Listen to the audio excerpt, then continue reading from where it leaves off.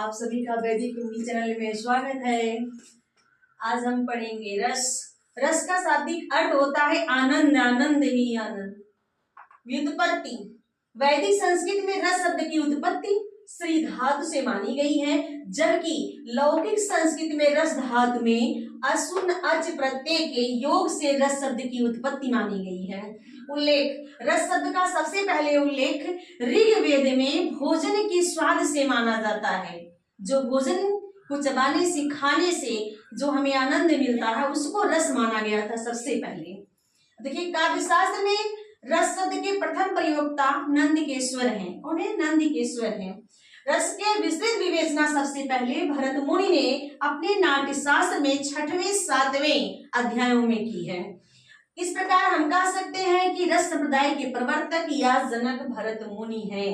रस संप्रदाय के जनक कौन है? भरत मुनि है।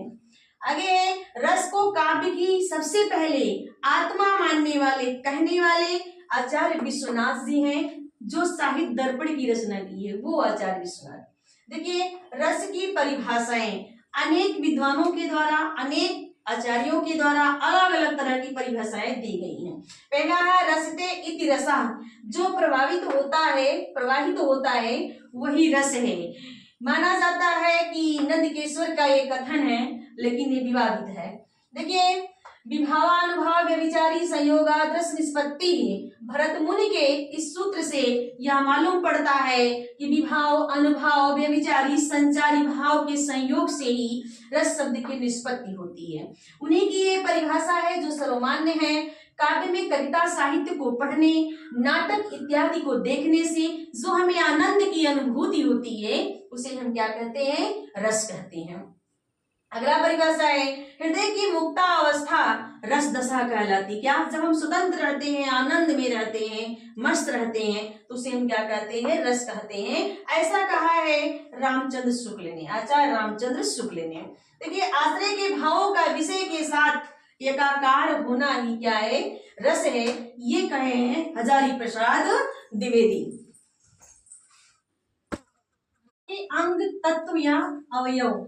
देखिए, अस्थाई भाव, विभाव, अनुभाव, संचारी भाव, ये 4 अंग या तत्व होते हैं रस के। अस्थाई भाव की संख्या कुल 9 होती है, लेकिन भरत मुनि के अनुसार अस्थाई भाव की संख्या 8 होती है। भरत मुनि ने रस को भी 8 माना है।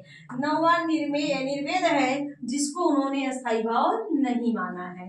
देखिए, रतिहास, शोक, भय, क्रोध, विस्मय, जुगुप्सा, उत्साह, ये अस्थाई भाव है कुल। आगे है विभाव। विभाव 2 प्रकार के होते हैं। पूछा जाए विभाव कितने प्रकार के होते हैं, तो 2 प्रकार के होते हैं, आलम्बन, उद्दीपन। इसके बाद है अनुभाव। अनुभाव 4 प्रकार के होते हैं, वाचिक, कायिक, आहार, सात्विक। संचारी भाव की संख्या 33 होती है। अब देखेंगे हम आलम्बन। आलम्बन के भी 2 भेद होते हैं। पहला है आश्रय आलम्बन, दूसरा है विषय आलम्बन। अब इधर देखेंगे अनुभाव। अनुभाव वाचिक, कायिक, आहार, सात्विक। देखिए, सात्विक के 8 भेद होते हैं, अस्त्र, प्रलय, रोमांच, स्वरभंग, वैवर्ण्य, बेपतु, स्वेद, स्तंभ है।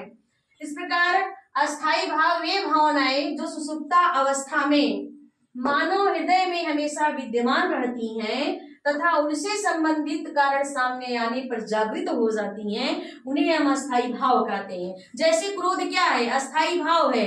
अगर हमको कोई मारने लगे, कोई डांटे, कोई गाली दे, तो हमको क्रोध आ जाता है। मान लो हम खड़े हैं, हमारे सामने शेर आ गया, पहले से सुसुप्ता अवस्था में हमारे शरीर में भय नामक का अस्थाई भाव विद्यमान है, लेकिन जैसे हम शेर को देखते हैं तैसे हम बहुत तेज डर जाते हैं, तो उसे हम क्या कहते हैं? अस्थाई भाव। 9वां अस्थाई भाव जो है वह है निर्वेद, जिसे भरत मुनि नहीं मानते हैं। भाव रस की अभिव्यक्ति का कारण, अर्थात जिसके कारण अस्थाई भाव जागृत होता है उसे हम विभाव कहते हैं। जैसे विभाव, देखिए, विभाव के 2 भेद होते हैं। पहले समझिए भेद। पहला है आलंबन, दूसरा है उद्दीपन। आलंबन के 2 भेद होते हैं, आलंबन के भी 2 भेद होते हैं। यहाँ से बहुत प्रश्न बनते हैं। पहला है विषयालंबन, दूसरा है आश्रय आलंबन। तो देखेंगे, जिस पात्र, जिसके लिए मन में भाव जागृत होता है उसे विषयालंबन कहते हैं। आश्रयालंबन, जिसके मन में भाव जागृत होता है वह आश्रयालंबन होता है। जैसे शकुंतला को देखकर दुष्यंत के मन में रत रूपी या प्रेम भाव जागृत होता है, तो यहाँ पर आप देखेंगे शकुंतला आलंबन है। शकुंतला क्या है? आलंबन है, क्योंकि शकुंतला को देखकर मन में भाव उत्पन्न हो रहा, जिसको देखकर मन में भाव उत्पन्न होता है वह आलंबन है, और जिसके हृदय में भाव उत्पन्न होता है वह क्या है? आश्रय है।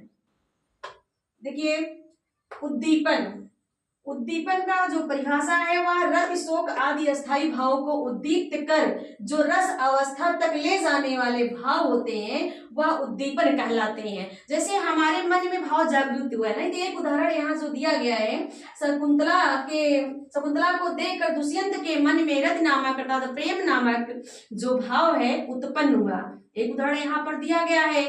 तो जब भाव उत्पन्न हुआ कि हम शकुंतला से प्रेम करना चाहते हैं, अब उस भाव को वहां तक मिलाने के लिए शकुंतला से जो ले जाता है, प्रेरित करता है, जो चरम सीमा तक पहुंचाता है, उसे हम उद्दीपन कहते हैं। अब ये उद्दीपन के भी दो भेद होते हैं। जैसे पहला है पात्रों की चेष्टाओं के रूप में।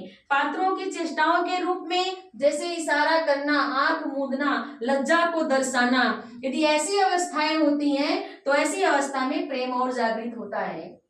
जैसे मान लो एक छोटा सा बच्चा है और उसको देखकर हमारे मन में भाव उत्पन्न हो रहा है कि ये बच्चा बहुत प्यारा है, लाओ हम उसे खिला लेते हैं, तब तक तो ठीक है। लेकिन जब बच्चा खिलखिलाकर हंसने लगता है तो हमारे मन में और भाव उत्पन्न होता है।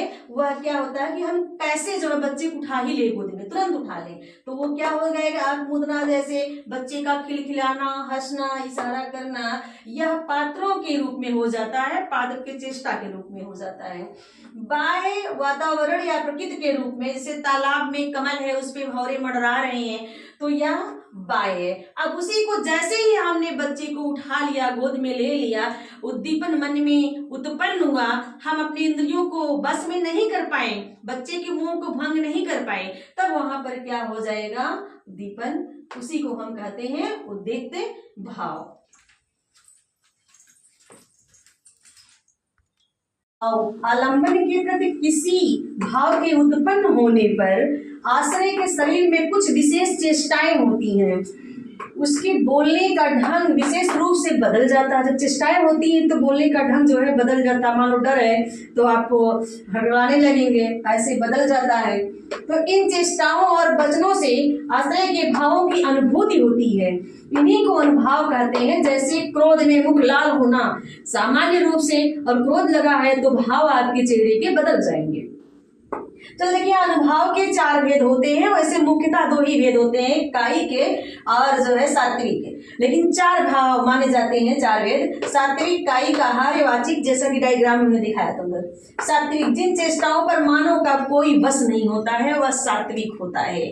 मान लो क्रोध लग गया, किसी को मारे, एकदम काबू में नहीं हो, तो वहां पर क्या है? सात्विक हो गया।